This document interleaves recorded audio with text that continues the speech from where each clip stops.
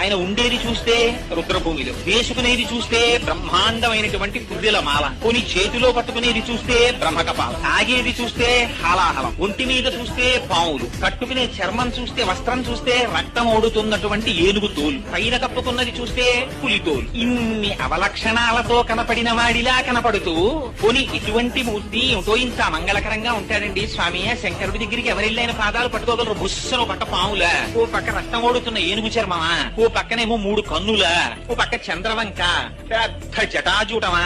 ఏమందం ఉందండి శంకరుడికి. అదే మా స్వామి శ్రీ మహావిష్ణువు.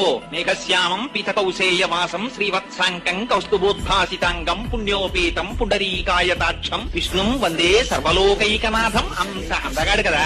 ఏమిటండి శివుడు ఎందుకు ఇలా ఉంటాడు అనుకుందామంటే చిత్రం ఏమిటో తెలుసా అండి. ఆ శంకరుడి అందం చూసి ముచ్చట పడిపోయి పూజ చేసిన వాడు మొట్టమొదటి అసలు శ్రీ మహావిష్ణువు. ఎంత పూజ చేశాడంటే ఆయన సామాన్యమైన పూజ కాదు. కాళహస్తీశ్వర శతకంలో దూర్చటి దిప్పి పొడిచాడు. ఇవన్నీ ఏనుగుతోలు దుప్పటము బువ్వా కాలకూటము